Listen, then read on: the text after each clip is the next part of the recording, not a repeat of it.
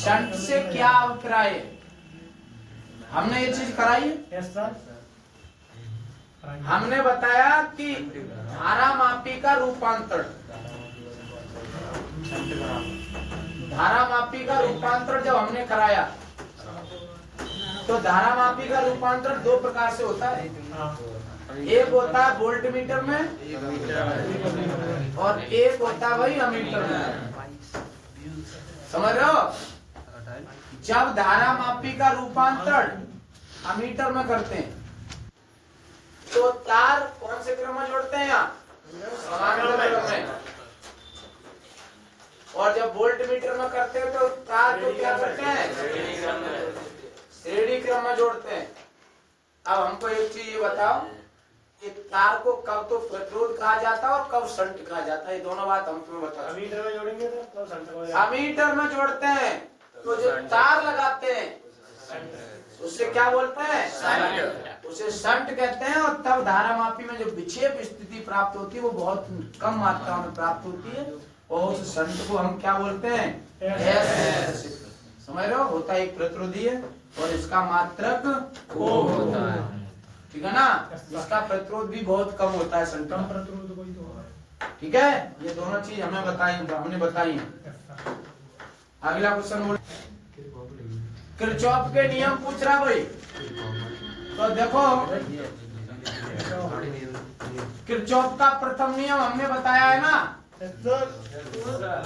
क्या होता है किरचॉफ का प्रथम नियम? इस नियम के अनुसार संधि की ओर आने वाली समस्त धाराओं का बीजगणितीय योग शून्य होता है, अर्थात I1 प्लस के I2 प्लस के I3 डॉट डॉट डॉट बराबर में 0। जो धारा संधि की ओर आती है वो धनात्मक चिन्ह के साथ ली जाती है और जो धारा संधि से दूर जाती है ऋणात्मक चिन्ह के साथ ली जाती है। समझ रहे हो? किरचॉफ का प्रथम नियम आवेश संरक्षण के सिद्धांत पर कार्य करता है। अगला दूसरे का घाघड़ी स्वप्रेरण गुणांक। तो स्वप्रेरण गुणांक आप जानते हैं कि अन्वयन प्रेरण में दो कुंडलियां होती हैं और स्वप्रेरण मतलब स्वयं में ही घटना घटित होती है। जब हम एक कुंडली के अंदर धारा प्रवाहित करते हैं तो उसी कुंडली के अंदर ही विद्युत भाग उत्पन्न हो जाता है जिससे चुंबकीय फ्लक्स में परिवर्तन आ जाता है। तो ये घटना स्वप्रेरण कहलाती है और कुंडली का यह गुण स्वप्रेरण गुणांक कहलाता है। इसे L से प्रदर्शित करते हैं, इसका मात्रक होता है। ठीक है, अगला क्वेश्चन भी चांद से घट करता है। हाँ से करना होगा। अरे ये की बात है। कितनी चांद का जी दे रहा हूँ मैं। हाँ चलो बोलो। हाँ सवाल बोलिए। की संगत तरंग देव रावली तरंगर का सूत्र ये भाई भाई तो करेगी संगत तरंग संगत देव रावली तरंगर का सूत्र एम द्रव्यमान भी चांद से घट कर रहा हूँ। इलेक्ट्रॉन होगा। सुनो रे, दूसरे का क्या बिंदी है ये? हमने देवरोगली तरंग के लिए परिभाषा भी बताई, सूत्र भी लिखवाया, संवेग और वो वाला। वहाँ हमने कहा कि किसी पदार्थ से हल्के सूक्ष्म कण निकलने लगते हैं जिन्हें द्रव्य कण कहते हैं या देवरोगली कण कहा जाता है। ये कण एक कण के रूप में चलते हैं जिसे देवरोगली तरंग कहते हैं और इन कणों की तरंग दैर्घ्य को देवरोगली तरंग कहते हैं। तब मैंने सूत्र बताया था P बराबर H अपॉन लैम्डा होता है कि नहीं? और लैम्डा बराबर निकालोगे तो H अपॉन P और P का सूत्र तुम्हें पता है कि P बराबर mv होता है। तो लैम्डा बराबर H अपॉन mv आंसर। क्या छुट्टी है? अच्छी स्थिति पर विभव पूछ रहा है। आप देखिए अच्छी स्थिति पर जो विभव होता है आपको पता है 1/4πε0 P अपॉन R स्क्वायर, ये विभव का सूत्र होता है अच्छी स्थिति में। ये वाला चित्र बनता है, ये भी एक द्विध्रुव है, 2l बीच की दूरी और मध्य बिंदु से यहाँ दूरी पे एक बिंदु मान लेते हैं कोई, वहां जाके विभव निकालते उसे अच्छी स्थिति कहते हैं। और निरच्छी स्थिति में विभव की वैल्यू 0 होती है, ध्यान रखना। निरक्षीय स्थिति में विभव कितना होता है भाई? शून्य। आंसर 3 का 5 सेंटीमीटर इसका क्षेत्रफल वाली है कुंडली 1.5 न्यूटन प्रति एम्पियर इंटू मीटर के एक समान चुंबकीय क्षेत्र में लगी है। न्यूटन प्रति एम्पियर और का इंटू मीटर के चुंबकीय क्षेत्र में रखी है। ये कुंडली में फेरों की संख्या 100 तथा इसमें 0.2 एम्पियर की धारा प्रवाहित हो रही है, तब ज्ञात कीजिए। हाँ कुंडली का चुंबकीय द्विध्रुव टाउ। सुनो, टाउ पूछ रहा है, बहुत अच्छा सवाल है, देख लीजिए।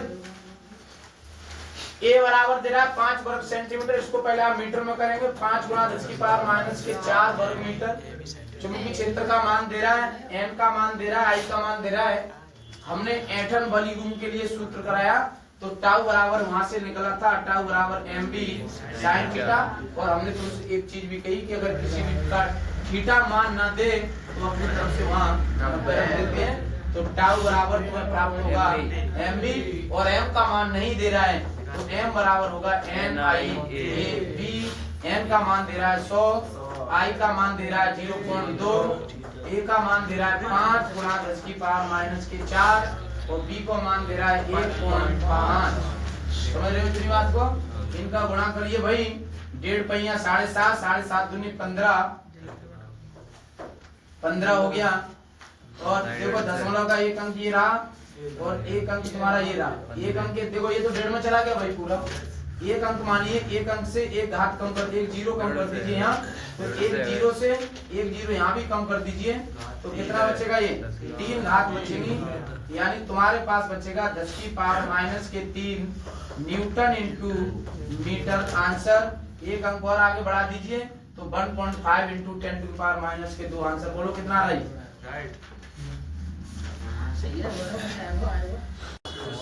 और 2 का बोलो।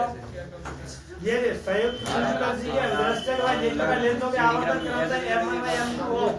चुंबकीय की आवर्धन क्षमता का सूत्र लिखिए। m1 और m2 है। सुनो, आपको पता है कि सूक्ष्मदर्शी में कितने लेंस होते हैं? 2। एक लेंस को बोलते हैं अभिलक्षक और एक लेंस को बोलते हैं नेत्रकार। तो देखिए, एक लेंस का मान दे रहा है m1 और एक दूसरे लेंस की आवर्धन दे रहा है m2। तो हमने तुमको एक चीज बताई थी, संयुक्त सूक्ष्मदर्शी की जब आवर्धन क्षमता निकालते हैं तो ये सूत्र होता है MO में ME। बोलो होता है कि नहीं? और दोनों लेंसों की वैल्यू दे रहा है, एक की m1 दे रहा है, एक की m2 दे रहा है। तो संयुक्त सूक्ष्मदर्शी की आवर्धन क्षमता ये होगी m बराबर m1 प्लस के m2 होगी। होने पर मुक्त इलेक्ट्रॉन का अपवाह वेग v है। उसी धातु के 2 गुनी त्रिज्या के तार में धारा 2I हो, तब इलेक्ट्रॉन का अपवाह वेग होगा। सुनो, पहले त्रिज्या थी भाई r, सुन लीजिए अच्छी तरह, और धारा थी I। तो देखो I1 बराबर I, BD बराबर B, इसका नाम 1, और R1 बराबर A। ठीक है? आपने विद्युत धारा और अनुगम वेग में संबंध पढ़ा है, I बराबर NEAVD, पढ़ा है कि नहीं? इसको मैं A को यहाँ तोड़ दे रहा हूँ, NE पाई R स्क्वायर 1 और BD 1, ये I1। ठीक है? अब सेकंड कंडीशन में ये कह रहा है कि त्रिज्या दुगुनी हो और I कितनी हो? 2 गुनी। सवाल को शुरू से फिर पढ़ दीजिए। किसी चालक तार में धारा I प्रवाहित होने पर मुक्त इलेक्ट्रॉन का अपवाह वेग v है। यदि उसी धातु के 2 गुनी त्रिज्या के तार में 2I धारा हो तो इलेक्ट्रॉन का अपवाह वेग होगा। सुनो, दोनों कंडीशन ये हो गई। पहले तार की त्रिज्या r थी, दूसरे वाले तार की त्रिज्या 2r है। पहले वाले तार में I प्रवाहित धारा हो रही है, दूसरे वाले में 2I प्रवाहित हो रही है। इतनी बात समझ में आ गई? इसका वेग यानी अनुगमन वेग v है, तो इस वाले का पूछ रहा है। पहली कंडीशन में हम इतना कर चुके हैं। अब आप दूसरी कंडीशन में करेंगे तो क्या नाम रखेंगे? I2 N E A नहीं पाई R2 का वर्ग V D 2। जी समीकरण हो गया 2। और ये समीकरण हो गया 1। बताओ कोई दिक्कत? समीकरण 1 में समीकरण 2 का भाग देने पर, समीकरण 1 में समीकरण 2 का भाग देने पर, समीकरण 1 में जब आप समीकरण 2 का भाग देंगे तो ये होगा I1 बट्टे में I2 बराबर जा n ई पाई ते n ई पाई कट जाएंगे। जब पाई से पाई कट जाए 1 R1 का वर्ग VD1 बट्टे R2 का वर्ग BD2। सही है। अब क्या रखो वैल्यू? I1 का मान कितना है? I2 का मान कितना है? 2I। R1 का मान कितना है? R square. R2 का मान कितना है? 4R square. BD1 का मान V। सही है। और जा को मान BD2 का मान तुम्हें ज्ञात करना है। R स्क्वायर से R स्क्वायर कट गया, I से I कट गया, 2 से ये कट गया 2 बार। BD2 को इधर लेके चले जाओ, BD2 बराबर B बट्टे में 2। सुनो, जब तार की त्रिज्या दुगनी धारा भी दुगनी तो वेग कैसा होगा? आधा। लो आंसर हो गया। अपवर्तक कोण 15 डिग्री है। हाँ, परंतु उनके अपवर्तनांक क्रम है 1.6, 1.5 तथा 1.4 है। ये उनके विचलन कोण क्रमशः डेल्टा 1, डेल्टा 2, डेल्टा 3 है।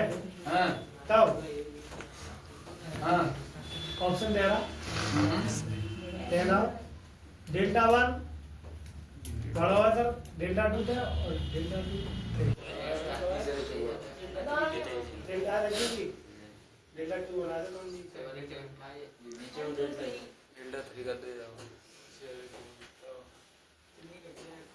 ये डेल्टा 1, ये डेल्टा 2, ये डेल्टा 3 लिखा है। हाँ। अब यहाँ क्या लिखना है? डेल्टा डेल्टा 1 और ये बड़ा है, ये तुम भूल गया। डेल्टा 2 कितने? डेल्टा 3। हाँ, अब कंटिन्यू है। हाँ, डेल्टा 1 हाँ, लेस देन डेल्टा 2 और ग्रेटर देन ये दोनों रेगुलर है, ये तीनों बराबर है। हाँ, एक और ऑप्शन होगा।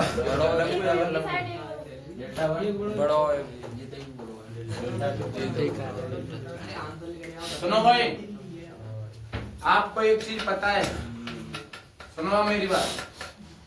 3 प्रिज्म है, तीनों का जो प्रिज्म का कोण है वो कैसा है? बराबर। लेकिन उनका अपवर्तनांक कैसा है? अलग अलग। समझ रहे हो? प्रिज्म कोण तो समान है। अब देखो, हम अपने तरीके से करते हैं कि बात पहले प्रिज्म की कर रहा हूं मैं। तो पहले प्रिज्म के लिए विचलन कोण डेल्टा 1। आप जानते हैं कि डेल्टा बराबर होता है a n - के 1, होता है कि नहीं? हाँ। तो ये n1 होगा और डेल्टा 1 निकालोगे तो ये निकलेगा a और पहले वाले का मान 1.6 - के 1, यानी डेल्टा 1 ये निकलेगा 0.6a। ऐसे ही अगर आप डेल्टा 2 निकालोगे तो डेल्टा 2 निकलेगा a और n का मान 1.5 - के 1, यानी डेल्टा 2 बराबर निकला 0.5a। सुनो, जा में जा को देखो भाग, डेल्टा 1 बट्टे डेल्टा 2 करोगे। जब आप डेल्टा 1 बट्टे में डेल्टा 2 करेंगे तो जा ए ते जी का हो गई घट जाएगी और दशमलव से दशमलव क्या होगा ये। तो आंसर में तुम्हारा अनुपात में बनेगा 6 बट्टे में 5। सुनो मिलाइए, पहले वाले प्रिज्म का अपवर्तनांक बड़ा था तो उसका विचलन कोण भी 6 है। समझ में आ रही बात? दूसरे वाले का अपवर्तनांक 1.6 से कम हो गया ये, तो इसका विचलन कोण भी कम हो गया। सही है ना? अब यानी डेल्टा 1 और ये डेल्टा 2 है। जब अपवर्तनांक घटा है तो विचलन कोण भी घटा गया है। तो देखो, डेल्टा 1 सबसे बड़ा होगा, इससे छोटा ये होगा और इससे छोटा ये होगा। Option B right the answer. चार और पहले का चार बोलो। एक 24 ओम प्रतिरोध वाले तार को एक समबाहु त्रिभुज के रूप में मोड़ा जाता है। हाँ है? फिर किन्हीं दो किनारों के बीच राइट प्रतिरोध है। कहाँ है ये? यहाँ दी गई। चलो बहुत अच्छा क्वेश्चन है ये भाई। मैं पढ़े ले अब काम में आ गए। सुनो, एक 24 ओम का तार था, एक 24 ओम का तार था और उसको संभाग त्रिभुज के रूप में काट दिया। कल भी ऐसा क्वेश्चन ये कराया था, 12,000 ओम वाला था, उसकी 1/4 लंबाई का प्रतिरोध निकाला तो 4 का भाग दे दिया 12,000। कल भी ऐसा ही क्वेश्चन था, वही क्वेश्चन ये। एक तार था, उसका प्रतिरोध 24 ओम का था और उसको संभाग त्रिभुज यानी जिसकी प्रत्येक भुजा कैसी है, बराबर है। जिसकी प्रत्येक भुजा बराबर है तो 3 भुजाओं में बढ़ गया, तो एक भुजा का प्रतिरोध कितना हो गया भाई? 8 ओम होगा कि नहीं? 8 ओम बन गया ये। अब एक एक भुजा का प्रतिरोध 8 ओम बन गया। आपको ए और बी के बीच तुल्य प्रतिरोध निकाल दीजिए। तो आपको ए से लेकर के बी के बीच में जब आप तुल्य प्रतिरोध निकालेंगे तो आप ए से बी तक जाना है। ए से बी तक जाने के लिए एक रास्ता तो ये रहा, सीधा सीधा चले जाएंगे आप, और एक रास्ता ये रहा। जो ऊपर वाले रास्ते से आ रहे हैं तो 2 प्रतिरोध मिल रहे हैं आप। तो हमने तुम्हें बताया है कि जब आप रास्ते में चल रहे हैं और रास्ता एक ही हो, मोड़ चाहे कितनी भी हो, क्रम कैसा होगा? वो क्रम श्रेणी होगा। तो ऊपर वाले दोनों प्रतिरोध ये और ये वाले 8 और 8 श्रेणी क्रम में लगाओगे तो श्रेणी क्रम का सूत्र क्या होता है? श्रेणी क्रम का सूत्र होता है R बराबर R1 प्लस के, यानी 8 प्लस के 8 बराबर 16 ओम। आप देखो इन दोनों के स्थान पर एक तार बन गया ये 16 ओम का। 8 और 16 कौन से क्रम में आ जाएंगे? अब ये 8 ओम और 16 ओम समांतर क्रम में। इनको समांतर क्रम में लगाओगे 1 कोण R बराबर 1 कोण 16, 1 कोण 8 बराबर 1/16, 16 का 16, 8 दूनी 16, 3/16, R बराबर मिला रहे हो 16/3 ओम। आंसर कितना रहा है? सही है, हो गया। की आवृत्ति 10 की पावर 12 हटा जाए तो संबंधित वैद्युत क्षेत्र का आयाम है। आवृत्ति 10 की पावर 12 हटा और का हाँ, संबंधित वैद्युत क्षेत्र का आयाम पूछ रहा है। ई का मान पूछ रहा है। सुनो, आपको चुंबकीय क्षेत्र की वैल्यू दे रहा है, विद्युत क्षेत्र का मान पूछ रहा है, एन का मान तुम्हें दे रहा है। समझ रहे हो ना? आप हमको एक चीज बताओ, ऐसा कोई टॉपिक है जहां से ये निकल गया जाए? है कोई? विद्युत चुंबकीय तरंग वाला पाठ है ये। विद्युत चुंबकीय तरंग वाले पाठ में मैंने तुम्हें बताया है कि वेग विद्युत क्षेत्र और चुंबकीय क्षेत्र के आयाम के अनुपात के बराबर होता है। बताइए बात। लेकिन ये दे क्या रहा है? आवृत्ति। वो भी बात हो रही है प्रकाश की। तो आप अगर वहां से करोगे तो भाई दिक्कत होगी। क्योंकि प्रकाश की चाल तो हम सीधे सीधे जानते हैं, 3 × 10 की पावर 8 होती है कि नहीं? बताओ प्रकाश की चाल। तो जब बी की जगह आप सी नहीं कर सकते तो वैल्यू रखोगे आप 3 × 10 की पावर 8। ई का मान पूछ रहा है और बी का मान तुम्हें दे रहा है 3 × 10 की पावर। ये माइनस की होगी घाते शायद। कौन सी वाली? ये वाली -10 टेस्ला। माइनस के 10 है ये, ठीक है। आप यहां से ई बराबर निकालोगे तो 3 × 9 माइनस के 2 वोल्ट प्रति मीटर आंसर आ रहा है इस वाले सूत्र से। प्रकाश की चाल वाले समीकरण से। सम न्यूट्रॉनिक इसमें कौन सा तत्व है? यानी एक ऑप्शन होगा इसमें, आप उसको छांटना है। पहली बात तो हमें ये बताओ कि सम न्यूट्रॉन की परिभाषा किसे कहते हैं? इसमें न्यूट्रॉन की संख्या समान होती है। और न्यूट्रॉन की संख्या निकालने के लिए कैसे करते हैं आप? परमाणु भार में से परमाणु क्रमांक को घटा देते हैं। जानते हो ना इस बात को?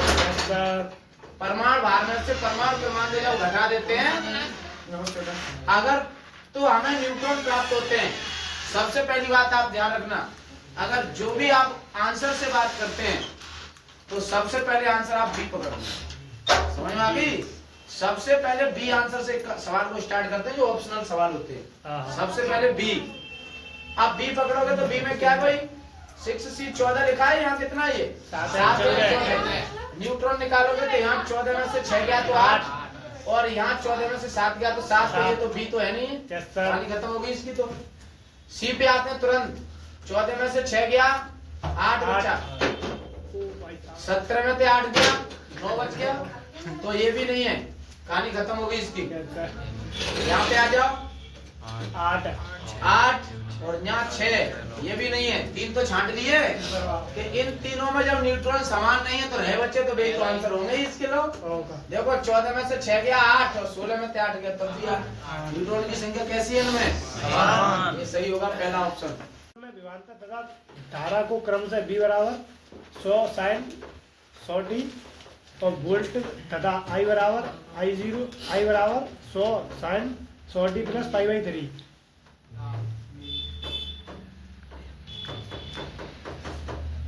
सुनो, एक प्रत्यावर्ती परपथ दे रहा है, उसमें विभव और धारा के तुम्हें समीकरण दे रहा है। बी का समीकरण दे रहा है, आई का समीकरण दे रहा है। इन दोनों समीकरणों की आप वैसे ही समीकरण से तुलना करोगे तो यहाँ से B0 बराबर निकलेगा 100 वोल्ट, निकलेगा कि नहीं? ओमेगा बराबर निकलेगा 100, ओमेगा बराबर निकलेगा 100 रेडियन प्रति सेकंड। थीटा बराबर या फाई बराबर निकलेगा π/3। आप एक चीज जानते हैं, वोल्टेज समान कला में चल रहे हैं, धारा 60 अंश अग्रगामी चल रही है। वे परपथ जिनमें धारा अग्रगामी चलती है, कौन से परपथ होते हैं वे? धारती परपथ होते हैं, जिनमें धारता के स्रोत भी धारा आगे चलती है। अब इतनी चीज हमें दे रहा है, अब हमको एक चीज आप ये बता दीजिए कि इसमें पूछ कर है शक्ति।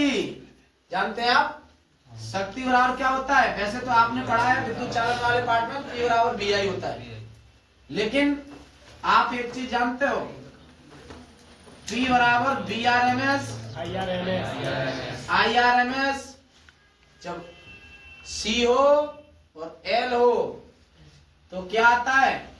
cos फाई और आ जाता है। वैसे तो आता है कि नहीं बताओ? अब B का मान तुम्हें दे रहा है, नहीं दे रहा है तो इसको ऐसे तोड़ दो, B0/√2 और I को तोड़ दो, I0/√2। ठीक है? आप सुनो, इधर आ जाओ। cos फाई का मान दे रहा है जी, दे रहा है cos 60, π/3 का मान 60 हो गया। B0 का मान कितना है? 100। I0 का मान कितना है? 100। √2 का √2 से गुणा करोगे तो 2 ही होगा। ये cos 60 का मान भी 1/2 होता है। 2 दूना 4 और 25 चौको 100, 25 बार कट गया। यानी P बराबर जो शक्ति तुम्हारी आ रही है वो 2500 वाट आ रही है। बोलो इतनी बात समझ में आ गई कि नहीं आई? P बराबर BRMS × IRMS × cos फाई। ये सूत्र तब लगता है जब परपथ में L हो या C हो या LC हो, समझ रहे हो ना? या LR हो या CR हो या LCR हो, तब शक्ति के लिए यही सूत्र होगा, P बराबर BRMS × IRMS। अगर प्रत्यावर्ती परपथ में केवल प्रतिरोध जुड़ा हुआ है और उनके समीकरण दे रहा है तो आप ये वाला सूत्र लगाएंगे, केवल BRMS × में IRMS। समझ में आ गई? ठीक भाई। विभवांतर तथा धारा को क्रमशः V बराबर 100 sin 100t और वोल्ट तथा I बराबर I बराबर 100 sin 100t प्लस π/3।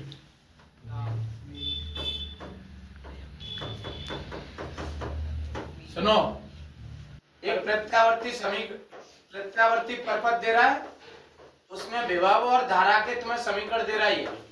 B का समीकरण दे रहा है, I का समीकरण दे रहा है। इन दोनों समीकरणों की आप वैसे ही समीकरण से तुलना करोगे तो यहाँ से B0 बराबर निकलेगा 100 वोल्ट, निकलेगा कि नहीं? ओमेगा बराबर निकलेगा 100, ओमेगा बराबर निकलेगा 100 रेडियन प्रति सेकंड। थीटा बराबर या फाई बराबर निकलेगा पाई बाई 3। आप एक चीज जानते हैं, वोल्टेज समान कला में चल रहे हैं, धारा 60 अंश अग्रगामी चल रही है। वे पर्पथ जिनमें धारा अग्रगामी चलती है कौन से पर्पथ होते हैं वे? धारती पर्पथ होते हैं जिनमें धारता के स्रोत की भी धारा आगे चलती है। अब इतनी चीज हमें दे रहा है, अब हमको एक चीज आप ये बता दीजिए कि इसमें पूछ कर है शक्ति जानते हैं आप? शक्ति बराबर क्या होता है? वैसे तो आपने पढ़ा है विद्युत चालन वाले पार्ट में P बराबर BI होता है, लेकिन आप एक चीज जानते हो P बराबर BRMS IRMS, जब C हो और L हो तो क्या आता है? cos फाई और आ जाता है। वैसे तो आता है कि नहीं बताओ? अब B का मान तुम्हें दे रहा है, नहीं दे रहा है तो इसको ऐसे तोड़ दो, B0 बटे अंडर रूट 2 और I को तोड़ दो, I0 बटे अंडर रूट 2। ठीक है, आप सुनो, इधर आ जाओ। cos फाई का मान दे रहा है जी, दे रहा है cos 60, पाई बाई 3 का मान 60 हो गया। B0 का मान कितना है? 100। I0 का मान कितना है? 100। अंडर 2 का अंडर 2 से गुणा करोगे तो 2 ही होगा। ये cos 60 का मान भी 1/2 होता है। 2 दूना 4 और 25 चौको 100, 25 बार कट गया। यानी P बराबर जो शक्ति तुम्हारी आ रही है वो 2500 वाट आ रही है। बोलो इतनी बात समझ में आ गई कि नहीं आई? P बराबर BRMS into IRMS into cos phi. ये सूत्र तब लगता है जब पर्पथ में L हो या C हो या LC हो, समझ रहे हो ना, या LR हो या CR हो या LCR हो, तब शक्ति के लिए यही सूत्र होगा P बराबर BRMS इंटू IRMS। अगर प्रत्यावर्ती पर्पथ में केवल प्रतिरोध जुड़ा हुआ है और उनके समीकरण दे रहा है तो आप ये वाला सूत्र लगाएंगे, केवल BRMS इंटू में IRMS। समझ में आ गई? ठीक भाई। सम न्यूट्रॉनिक इसमें कौन सा तत्व है? यानी एक ऑप्शन होगा इसमें, आप उसको छांटना है। पहली बात तो हमें ये बताओ कि सम न्यूट्रॉन की परिभाषा किसे कहते हैं?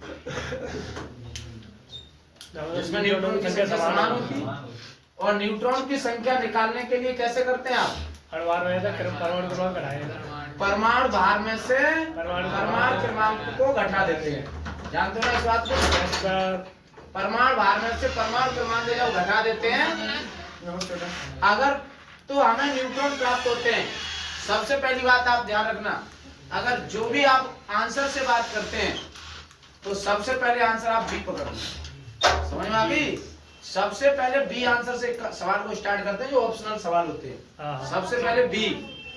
आप बी पकड़ोगे तो बी में क्या भाई 6C 14 लिखा है, यहाँ कितना है? ये 7। न्यूट्रॉन निकालोगे तो यहाँ 14 में से 6 गया तो 8 और यहाँ 14 में से 7 गया तो 7। ये तो बी तो है नहीं, कहानी खत्म हो गई इसकी। तो सी पे आते हैं तुरंत।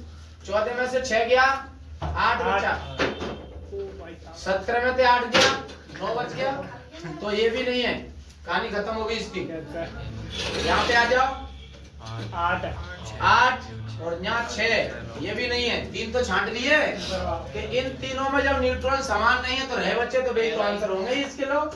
देखो 14 में से 6 गया 8 और 16 में से 8 गया, तब भी न्यूट्रॉन की संख्या कैसी है इनमें? ये सही होगा पहला ऑप्शन। की आवृत्ति 10 की पावर 12 हटा जाए तो संबंधित वैद्युत क्षेत्र का आयाम है। आवृत्ति 10 की पावर 12 हटा और का हाँ, संबंधित वैद्युत क्षेत्र का आयाम पूछ रहा है। ई का मान पूछ रहा है। सुनो, आपको चुंबकीय क्षेत्र की वैल्यू दे रहा है, विद्युत क्षेत्र का मान पूछ रहा है, एन का मान तुम्हें दे रहा है। समझ रहे हो ना? आप हमको एक चीज बताओ, ऐसा कोई टॉपिक है जहां से ये निकल के आ जाए? है कोई? विद्युत चुंबकीय तरंग वाला पाठ है ये। विद्युत चुंबकीय तरंग वाले पाठ में मैंने तुम्हें बताया है कि वेग विद्युत क्षेत्र और चुंबकीय क्षेत्र के आयाम के अनुपात के बराबर होता है। बताइए बात। लेकिन ये दे क्या रहा है? आवृत्ति। वो भी बात हो रही है प्रकाश की। तो आप अगर वहां से करोगे तो भाई दिक्कत होगी। चौक प्रकाश की चाल तो हम सीधे सीधे जानते हैं, 3 गुणा 10 की पावर 8 होती है कि नहीं बताओ प्रकाश की चाल। तो जब बी की जगह आप सी नहीं कर सकते तो वैल्यू रखोगे आप 3 गुणा 10 की पावर 8। ई का मान पूछ रहा है और बी का मान तुम्हें दे रहा है 3 गुणा 10 की पावर, ये माइनस की होगी घात शायद। कौन सी वाली? ये वाली -10 टेस्ला। माइनस के 10 है ये, ठीक है। आप यहाँ से E बराबर निकालोगे तो 3 त्रिका 9 माइनस के 2 वोल्ट प्रति मीटर आंसर आ रहा है इस वाले सूत्र से। प्रकाश की चाल वाले समीकरण से होने पर मुक्त इलेक्ट्रॉन का अपवावेग V है। उसी धातु के 2 गुनी त्रिज्या के तार में धारा 2I हो तब इलेक्ट्रॉन का अपवावेग होगा। सुनो, पहले त्रिज्या थी भाई R, सुन लीजिए अच्छी तरह, और धारा थी I। तो देखो I1 बराबर I, BD बराबर B, इसका नाम 1, और R1 बराबर A, ठीक है। आपने विद्युत धारा और अनुगम वेग में संबंध पढ़ा है, I बराबर NEAVD, पढ़ा है कि नहीं? इसको मैं A को यहाँ तोड़ दे रहा हूँ, NE पाई R स्क्वायर 1 और BD 1, ये I1, ठीक है। अब सेकंड कंडीशन में ये कह रहा है कि त्रिज्या दुगनी हो और I कितनी हो? 2 गुनी। सवाल को शुरू से फिर पढ़ दीजिए। किसी चालक तार में धारा I प्रवाहित होने पर मुक्त इलेक्ट्रॉन का अपवावेग V है। यदि उसी धातु के 2 गुनी त्रिज्या के तार में 2I धारा हो तो इलेक्ट्रॉन का अपवावेग होगा। सुनो, दोनों कंडीशन ये हो गई। पहले तार की त्रिज्या R थी, दूसरे वाले तार की त्रिज्या 2R है। पहले वाले तार में I प्रवाहित धारा हो रही है, दूसरे वाले में 2I प्रवाहित हो रही है। इतनी बात समझ में आ गई। इसका वेग यानी अनुगमन वेग V है, तो इस वाले का पूछ रहा है। पहली कंडीशन में हम इतना कर चुके हैं। आप दूसरी कंडीशन में करेंगे तो क्या नाम रखेंगे? I2 N E A नहीं पाई R2 का वर्ग, R2 का वर्ग VD2, जी समीकरण हो गया 2 और ये समीकरण हो गया 1। बताओ कोई दिक्कत? समीकरण 1 में समीकरण 2 का भाग देने पर, समीकरण 1 में समीकरण 2 का भाग देने पर, समीकरण 1 में जब आप समीकरण 2 का भाग देंगे तो ये होगा I1 बट्टे में I2 बराबर जा NE पाई ते NE पाई कट जाएंगे। जब पाई से पाई कट जाए 1 R1 का वर्ग VD1 बट्टे R2 का वर्ग BD2, सही है। अब क्या रखो वैल्यू? I1 का मान कितना है? I2 का मान कितना है? 2I। R1 का मान कितना है? R square. R2 का मान कितना है? 4R square. BD1 का मान V, सही है। और जा को मान BD2 का मान तुम्हें ज्ञात करना है। R स्क्वायर से R स्क्वायर कट गया, I से I कट गया, 2 से ये कट गया 2 बार। BD2 को इधर लेके चले जाओ, BD2 बराबर B बट्टे में 2। सुनो, जब तार की त्रिज्या दुगनी धारा भी दुगनी तो वेग कैसा होगा? आधा। लो आंसर हो गई। अपवर्तक कोण 15 डिग्री है, हाँ, परंतु उनके अपवर्तनांक क्रम है 1 कोण 6, 1 कोण 5 तथा 1 कोण 4 है। ये उनके विचलन कोण क्रम से Δ1, Δ2, Δ3 है। हाँ, तब हाँ, ऑप्शन दे रहा देना Δ1 बड़ा हुआ सर, Δ2 था और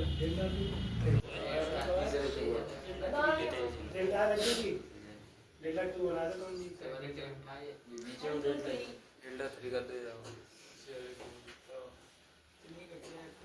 ये Δ1, ये Δ2, ये Δ3 लिखा है। हाँ, अब यहाँ क्या लिखना है? Δ1 और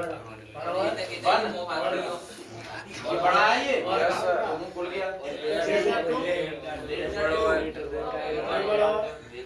इतने डेल्टा 3 हाँ अब कंट्रोल है हाँ डेल्टा 1 हाँ लेस देन डेल्टा 2 और ग्रेटर देन ये दोनों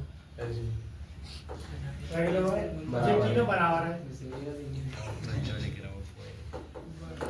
हाँ एक और ऑप्शन होगा बड़ा सुनो भाई आपको एक चीज पता है सुनो मेरी बात 3 प्रिज्म है तीनों का जो प्रिज्म का कोण है वो कैसा है बराबर लेकिन उनका अपवर्तनांक कैसा है अलग अलग समझ रहे हो प्रिज्म कोण तो समान है अब देखो हम अपने तरीके से करते हैं कि बात पहले प्रिज्म की कर रहा हूं मैं तो पहले प्रिज्म के लिए विचलन कोण डेल्टा 1 आप जानते हैं कि डेल्टा बराबर होता है a n माइनस के 1 होता है कि नहीं तो ये n 1 होगा और डेल्टा 1 निकालोगे तो ये निकलेगा a और पहले वाले का मान 1.6 माइनस के 1 यानी डेल्टा 1 ये निकलेगा 0.6 a ऐसे ही अगर आप डेल्टा 2 निकालोगे तो डेल्टा 2 निकलेगा a और n का मान 1.5 माइनस के 1 यानी डेल्टा 2 बराबर निकला 0.5 a सुनो जा में जा को दे हुए भाग डेल्टा 1 बट्टे डेल्टा 2 करोगे जब आप डेल्टा 1 बट्टे में डेल्टा 2 करेंगे तो जा ए ते जी का हो गई घट जाएगी और दशमलव से दशमलव क्या होगा ये तो आंसर में तुम्हारा अनुपात में बनेगा 6 बट्टे में 5 सुनो मिलाइए पहले वाले प्रिज्म का अपवर्तनांक बड़ा था तो उसका विचलन कोण भी 6 है समझ में आ रही बात दूसरे वाले का अपवर्तनांक 1.6 से कम हो गया ये तो इसका विचलन कोण भी कम हो गया सही है ना अब यानी डेल्टा 1 और ये डेल्टा 2 है जब अपवर्तनांक घटा है तो विचलन कोण भी घटता गया है तो देखो डेल्टा 1 सबसे बड़ा होगा इससे छोटा ये होगा और इससे छोटा ये होगा option B right the answer चा और पहले का चा बोलो एक 24 ओम प्रतिरोध वाले तार को एक संभावित त्रिभुज के रूप में मोड़ा जाता है हाँ है फिर किन्हीं दो किनारों के बीच प्राइम प्रतिरोध है कहाँ है यहाँ पे दी चलो बहुत अच्छा क्वेश्चन है ये भाई पढ़े ले आप काम में आ गए सुनो एक 24 ओम का तार था एक 24 ओम का तार था और उसको संभावित त्रिभुज के रूप में काट दिया कल भी ऐसा क्वेश्चन ये कराया था 12,000 ओम वाला था उसकी 1/4 लंबाई का प्रतिरोध निकाला तो 4 का भाग दे दिया 12,000 कल भी ऐसा ही क्वेश्चन था वही क्वेश्चन ये एक तार था उसका प्रतिरोध 24 ओम का था और उसको संभावित त्रिभुज यानी जिसकी प्रत्येक भुजा कैसी है बराबर है जिसकी प्रत्येक भुजा बराबर तो 3 भुजा में बढ़ गया तो एक भुजा का प्रतिरोध कितना हो गया भाई 8 ओम होगा कि नहीं 8 ओम बन गया ये अब एक एक भुजा का प्रतिरोध 8 ओम बन गया आपको ए और बी के बीच तुल्य प्रतिरोध निकाल दीजिए तो आपको ए से लेकर के बी के बीच में जब आप तुल्य प्रतिरोध निकालेंगे तो आप ए से बी तक जाना ए से बी तक जाने के लिए एक रास्ता तो ये रहा सीधा सीधा चले जाएंगे आप और एक रास्ता ये रहा जो ऊपर वाले रास्ते से आ रहे हैं तो 2 प्रतिरोध मिल रहे हैं आप तो हमने तुम्हें बताया है कि जब आप रास्ते में चल रहे हैं और रास्ता एक ही हो मोड़ चाहे कितनी भी हो क्रम कैसा होगा वो क्रम श्रेणी होगा तो ऊपर वाले दोनों प्रतिरोध ये और ये वाले 8 और 8 श्रेणी क्रम में लगाओगे तो श्रेणी क्रम का सूत्र क्या होता है श्रेणी क्रम का सूत्र होता है R बराबर R1 प्लस के यानी 8 प्लस के 8 बराबर 16 ओम आप देखो इन दोनों के स्थान पर एक तार बन गया ये 16 ओम का 8 और 16 कौन से क्रम में आ जाएंगे अब ये 8 ओम और 16 ओम समांतर क्रम में इनको समांतर क्रम में लगाओगे 1 कोण R बराबर 1 कोण 16 1 कोण 8 बराबर 1/16, 16 का 16, 8 दूनी 16, 3/16, R बराबर मिला रहे हो 16/3 ओम। आंसर कितना रहा है? सही है, हो गया। और 2 का बोलो। ये संयुक्त सूत्रदर्शी के अभिदृष्टि का लेंथों का लेंथों के आवर्तन क्रमशः m1 व m2 हो। सूत्रदर्शी की आवर्तन क्षमता का सूत्र लिखिए। M1 और M2 है। सुनो, आपको पता है कि सूक्ष्मदर्शी में कितने लेंस होते हैं? 2। होगा। एक लेंस को बोलते हैं अभिदृश्य और एक लेंस को बोलते हैं नेत्र का। तो देखिए, एक लेंस का मान दे रहा है M1 और एक दूसरे लेंस की आवर्धन दे रहा है M2। तो हमने तुमको एक चीज बताई थी, संयुक्त सूक्ष्मदर्शी की जब आवर्धन क्षमता निकालते हैं तो ये सूत्र होता है MO/2 में ME।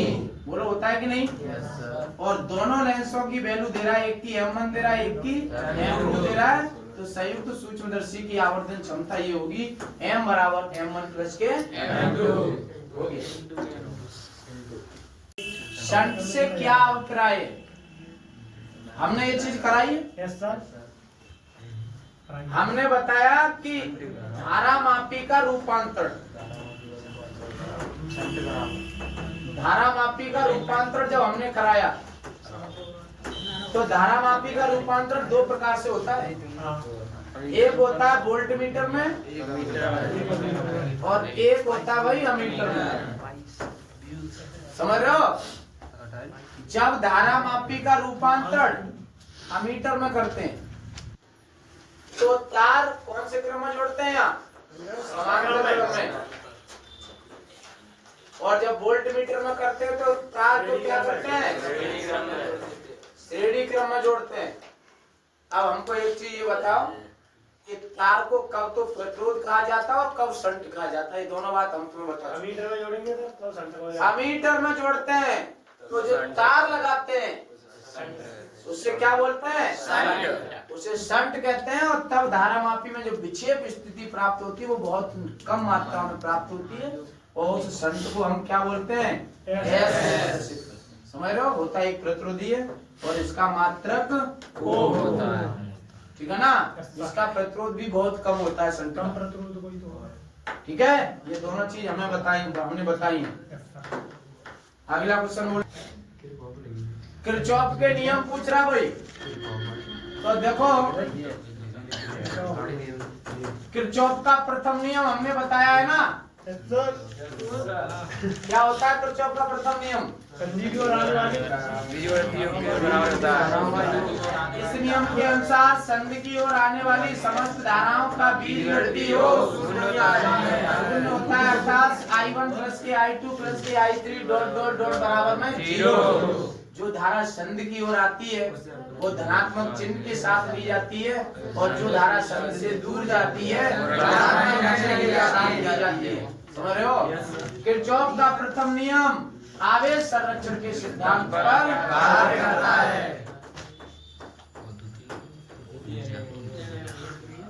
अगला, दूसरे का घाघड़ी स्वप्रेरण गुणांक।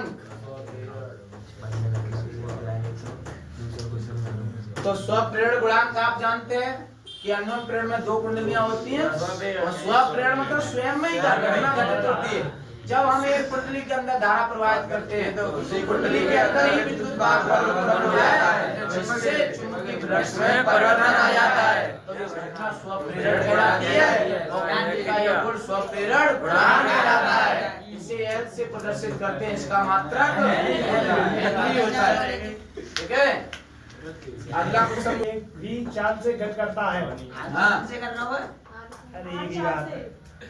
कितनी चाल का डी दे रहा हूँ मैं। हाँ चलो बोलो। हाँ सवाल बोलिए। कण की संगत तरंग देवरावली तरंगेर का सूत्र लिखिए। भाई भाई तो कण की संगत देवरावली तरंगेर का सूत्र एम द्रव्यमान वी चाल से घट कर रहा हूँ। इलेक्ट्रॉन होगा। सुनो रे, दूसरे का इंज्ञानंदी है ये।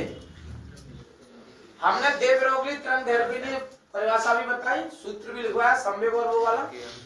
वहाँ हमने कहा कि किसी पदार्थ से हल्के सूक्ष्म कण निकलने लगते हैं जिन्हें द्रव्य कण कहते हैं या द्विब्रोगली कण कहते हैं। ये कण एक तरंग के विरूपण शब्द है जिसे द्विब्रोगली तरंग कहते हैं और इन कणों की तरंग दैर्घ्य को द्विब्रोगली तरंग कहते हैं। तब मैंने सूत्र बताया था P बराबर H अपॉन लैम्डा, होता है कि नहीं? और लैम्डा बराबर निकालोगे तो H अपॉन P, और P का सूत्र तुम्हें पता है कि P बराबर mv होता है, तो लैम्डा बराबर H अपॉन mv आंसर। चुकी है अच्छी